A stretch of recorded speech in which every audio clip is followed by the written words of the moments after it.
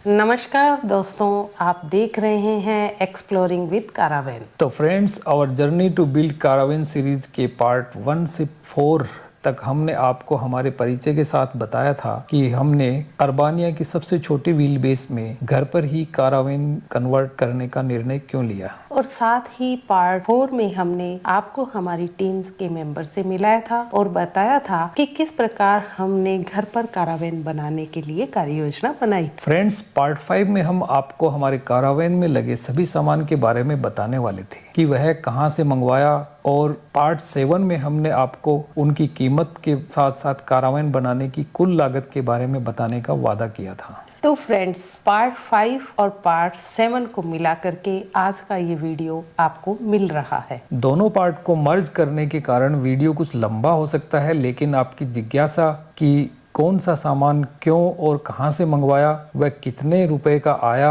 और साथ ही साथ सबसे बड़ी जिज्ञासा कि घर पर बनी हमारी कारावैन की कुल लागत कितनी आई का खुलासा आज के इस वीडियो में हम करेंगे। तो यदि आप घर पर कारावैन बनाने का विचार रखते हैं या भविष्य में बनाने की योजना है तो फ्रेंड्स, ये वीडियो आपके लिए बहुत उपयोगी होने जा रहा है।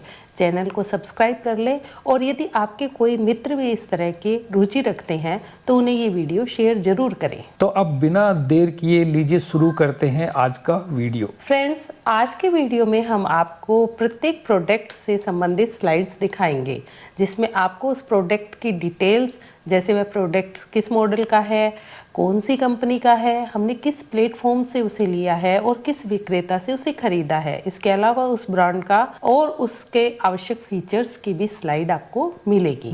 फ्रेंड्स, समय कीमती है, आपका समय अधिक नहीं लगे, इसलिए स्लाइड्स में जो विवरण दिया है वह आपको बोलकर बताना व्यर्थ होगा। आप अपनी सुविधा अनुसार वीडियो को रोककर स्लाइड्स से डिटेल जान लेवें।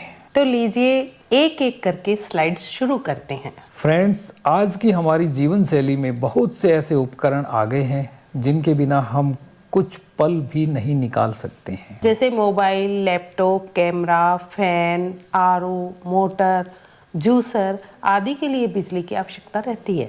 दोस्तों, घर पर तो हमारे पास में बिजली ग्रिड से मिल जाती है हमें, लेकिन कारावैन में जब हम घर से दूर चलते हैं तो कारावैन में हमारे को ये बिजली स्टोर करके चलना पड़ता है। फ्रेंड्स, जैसा आपको पता है कि बिजली को स्टोर करने के लिए हमें इन्वर्टर बैटरी की आवश्यकता होती है, तो हमारा सबसे पहला उपकरण है इन्वर्टर बैटरी। तो यह है हमारा इन्वर्टर नंबर 1। यह जगह कम घेरता है, लाइफ इसकी लंबी है और बैटरी भी इसमें इनबिल्ट है, लेकिन इसका एक डिसएडवांटेज है कि यह सोलर से चार्ज नहीं होता है। फ्रेंड्स, जब हमने इसका ऑर्डर दिया था तो हमें इसकी बिल्कुल भी जानकारी नहीं थी, इसीलिए यदि आप इसका ऑर्डर करें तो सोलर चार्जिंग वाला मॉडल ही सजेस्ट हम करेंगे आपको, ताकि जब सोलर पैनल लगाएं तो इसको भी उससे चार्ज किया जा सके। फ्रेंड्स, हमने एक और पोर्टेबल इन्वर्टर इकोफ्लो का पावर स्टेशन लिया है, जिसमें विशेषता यह है कि वो एसी के साथ साथ गाड़ी से भी चार्ज होगा और उसमें सोलर पैनल्स जब हम लगाएंगे तो उससे भी चार्ज कर पाएंगे। इससे हम अपने पहले वाले ल्यूमिनस के इन्वर्टर को भी चार्ज कर सकेंगे, जिसका हमने जो वीडियो बनाया है उसका डिस्क्रिप्शन आप देख सकेंगे। इसकी एक विशेष बात ये भी है कि ये पोर्टेबल है। तो फ्रेंड्स, ये दोनों उपकरण हमारे बिजली को स्टोर करने के लिए हैं, लेकिन फ्रेंड्स जैसे जैसे बिजली खर्च होगी तो इनको हमें चार्ज करने की भी आवश्यकता होगी। वैसे तो चार्जिंग की फैसिलिटी आजकल हर जगह उपलब्ध है, लेकिन अगर किसी रिमोट एरिया में हम जाते हैं तो वहाँ इन्हें चार्ज करने की जहाँ फैसिलिटी नहीं हो, तो ऐसी कंडीशन में हमने इनको चार्ज करने के लिए और कारावैन में सीधे ही बिजली की सप्लाई के लिए एक जनरेटर की व्यवस्था की है, जो पोर्टेबल है। इसकी नॉइज बहुत कम तो नहीं, लेकिन कम है। अब इलेक्ट्रिसिटी के बाद फ्रेंड्स, अगली जो आवश्यक चीज है वह है पानी। तो पानी के लिए हमने अपनी कारावैन में स्टील के वाटर टैंक बनाए हैं, जो आप हमारी अगली वीडियो में देख पाएंगे कि हमने गाड़ी में इसको कैसे और कहाँ इंस्टॉल किया है। फ्रेंड्स, इन वाटर टैंक में फ्रेश वाटर जब हम लेंगे तो वहाँ प्रेशर नहीं होने की स्थिति में हमें मोटर की आवश्यकता होगी, इसलिए हमने इसमें एक आधा किलोवाट की हेवल्स की मोटर लोकल मार्केट से परचेज की है। दोस्तों, किचन की सिंक और बाथरूम में पानी के प्रेशर बनाने के लिए एक फ्लोजेट का डायाफ्राम पंप और एक अर्थमैक्स का स्प्रेयर ऑटो कट पंप लिए हैं हमने, जो पानी के फ्लो के साथ ऑटो ऑन ऑफ होते हैं। फ्रेंड्स, जब हम वाटर टैंक में पानी डालेंगे तो ओवरफ्लो होने के चांस होंगे। इसे रोकने के लिए हमने एक ऑटो कट स्विच भी लिया है, जो टैंक भरने के बाद मोटर को ऑटो कट कर देगा। अब पानी का हमने स्टोरेज कर लिया है, तो अब बात आती है पीने के पानी की। तो पीने के पानी के लिए हमने एक्वागार्ड यूरेका फोर्ब्स का अंडर सिंक आरओ लगाया है।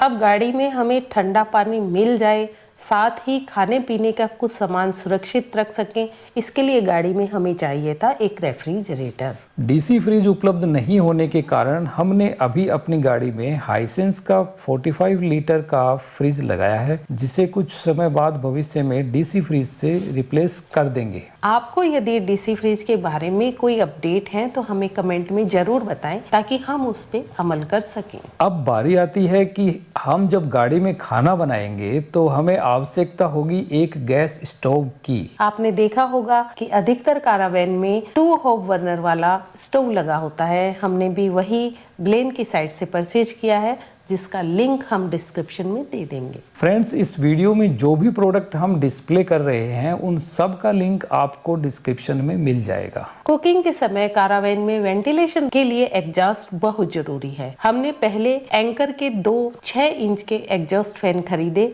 लेकिन एग्जिट लाइन में बैंड होने की वजह से वो ज्यादा उपयोगी सिद्ध नहीं हुए। फिर भी हमने एक को वॉशरूम की वॉल पर और एक को गैस स्टोव के ऊपर फिक्स किया है। हमारे अगले वीडियो में आप इन्हें देखकर अच्छे से समझ पाएंगे। इन एग्जॉस्ट के सक्सेस नहीं होने पर हमने इस साइड एग्जॉस्ट का ऑर्डर किया, जो साइड वॉल में लगना था, और तभी हमें यह रूफ टॉप वाला एग्जॉस्ट मिला। क्योंकि हमने इसका ऑर्डर पहले ही प्लेस कर दिया था, तो साइड वॉल वाला एग्जॉस्ट हमने काम में नहीं लिया। यदि आपको किसी को भी ये चाहिए तो आप हमसे संपर्क कर सकते हैं। कुकिंग के बाद जब हम भोजन लेंगे या आराम करेंगे तो गाड़ी का इंजन बंद होगा, इसलिए एसी भी बंद रहेगा। तो फ्रेंड्स, जब एसी भी बंद होगा तो हमें आवश्यकता होगी फैन की। वैसे तो हमारा रूफटॉप वाला एग्जॉस्ट है वो रिवर्सिबल है और फैन का भी काम करता है, आपको हमने बताया था अपने वीडियो में, लेकिन उसकी हवा ज्यादा नहीं है, इसलिए हमने फैन लिया। इस फैन की एक डिसएडवांटेज है दोस्तों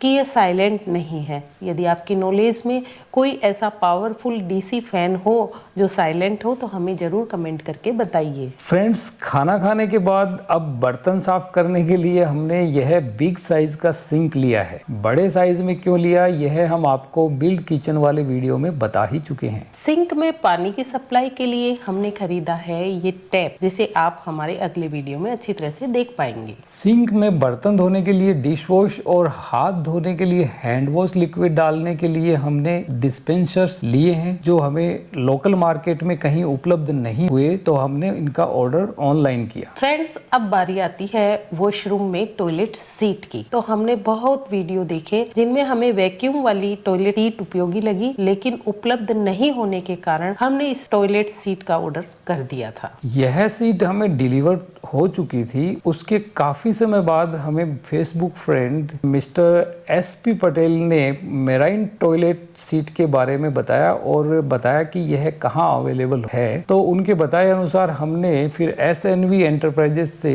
इस टॉयलेट सीट का ऑर्डर करके खरीदी। तो दोस्तों, पिछली वाली टॉयलेट सीट जो हमने परचेज की थी वो पैक ही पड़ी है, हमारे काम नहीं आई। तो जो भाई लोग छोटी गाड़ी को कारावैन में कन्वर्ट कर रहे हैं उनके लिए बहुत उपयोगी है, इसलिए यदि इसकी आवश्यकता किसी को है तो हमसे संपर्क करें। टॉयलेट सीट में फ्लश के लिए हमने अलग से वाटर स्टोरेज टैंक का उपयोग किया है, जो आप देख रहे हैं। वैसे तो यह फूड ग्रेड का है और इसीलिए अगर कोई चाहे तो इसके अंदर अपने पीने के पानी का स्टोरेज भी कर सकते हैं। अब जो आप देख रहे हैं स्लाइड में, ये है लेवल सेंसर। यह लेवल सेंसर हमने गाड़ी के नीचे जो हमने 2 टैंक बनाए हैं, ग्रे वाटर टैंक और ब्लैक वाटर टैंक, उसमें इसका उपयोग किया है। ब्लैक व ग्रे टैंक कितना भरा और कितना खाली है जानने के लिए यह बहुत ही जरूरी उपकरण है, ताकि हम समय रहते उन्हें खाली कर सकें। और ये दोस्तों जो स्लाइड देख रहे हैं, ये है वोल्ट मीटर। वोल्ट मीटर 2 तरह के हमने लिए हैं। यह एक है डिजिटल वोल्ट मीटर, जिस पर डिजिट्स लिखी रहती है और ये परमानेंट ऑन रहता है, जबकि दूसरा volt meter on off switch के साथ है। तो यह हमें बताते हैं कि गाड़ी में हमारी जो बैटरियां लगी हैं वो अब कितना बैकअप दे पाएंगी। तो फ्रेंड्स, अब बारी आती है इलेक्ट्रिसिटी और सैनिटरिंग फिटिंग की। इलेक्ट्रिसिटी और सैनिटरिंग फिटिंग के लिए आवश्यक सामान जैसे स्विच है, पाइप है, जॉइंट, शावर, टेप, वॉल आदि जो लोकल मार्केट से हमने परचेज किए हैं।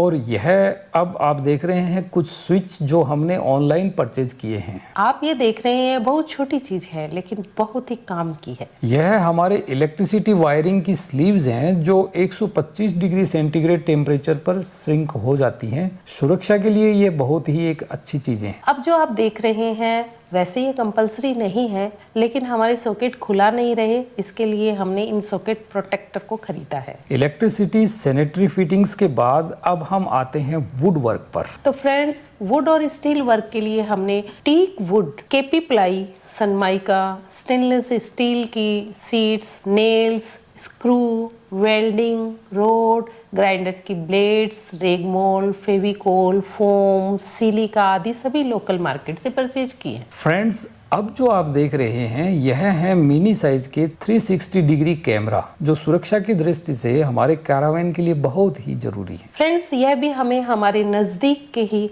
स्नेहा कार डेकोर के श्री मनोज जी ने उपलब्ध करवाए। इन्होंने इनका इंस्टॉलेशन भी किया। इन 360 डिग्री कैमरों के साथ ही यह एंड्रॉयड स्क्रीन है, जिस पर हम म्यूजिक व वीडियो आदि भी प्ले कर सकते हैं।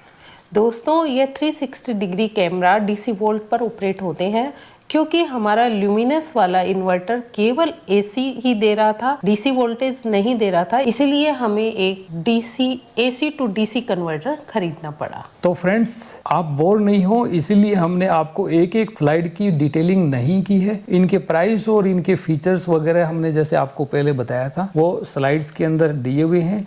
तो आपको अगर उनके बारे में जानना हो तो आप रोक करके और पर्टिकुलर प्रोडक्ट के बारे में पूरी डिटेल से जानकारी ले सकते हैं। तो अब बारी आती है दोस्तों कि हमारी गाड़ी को घर पर कारावैन कन्वर्जन का कितना खर्चा लगा। तो आप जैसे स्लाइड में देख रहे हैं, प्रोडक्ट्स की कुल कीमत खर्च हुई 5,41,028 रुपए। लेबर कॉस्ट आई 1,44,000। इसके अलावा छोटे मोटे खर्चे हुए लगभग 37,000। तो फ्रेंड्स, कारावैन कन्वर्जन पर कुल लगभग 7,22,000 रुपए खर्च हुए हैं। अब आप जानना चाहेंगे कि नई गाड़ी की कीमत के साथ में हमारी कारावैन कुल कितने रुपए में तैयार हुई, तो लीजिए आपको अलग अलग कर कर बताते हैं। फ्रेंड्स, गाड़ी की कुल कीमत थी 30,65,792 रुपए। एक वर्ष का उस पर इंश्योरेंस लगा 70,601 रुपए, और फिर आरटीओ टैक्स 3,53,925 रुपए। और जैसा कि हमने आपको पहले भी बताया था कि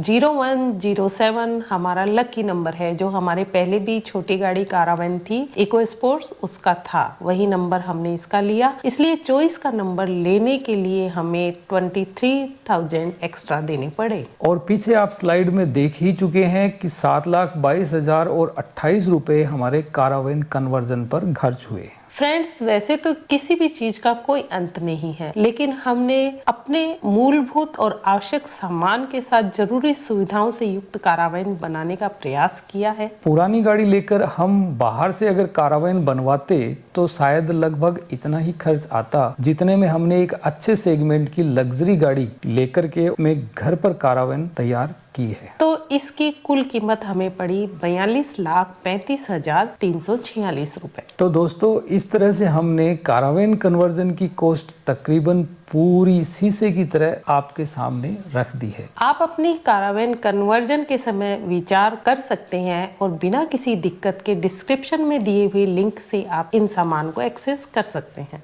फ्रेंड्स, इन सामान के बारे में इतने अच्छे से शायद आपको अभी तक किसी ने नहीं बताया होगा जितना अच्छे से हमने एक्सप्लेन किया है। क्योंकि सामान किस तरह का होगा, कहाँ से उपलब्ध होगा, यह तय नहीं होने के कारण हमें सामान जुटाने में बहुत सी दिक्कतों का सामना करना पड़ा और इससे भी हमारा काफ़ी समय व्यतीत हुआ। तो फ्रेंड्स, अब इस बात पर सब्सक्राइब, लाइक और शेयर तो बनता है। मिलते हैं अब अगले वीडियो में कारावैन की कंप्लीट टूर के साथ। तब तक आप अपना बहुत बहुत ख्याल रखिएगा।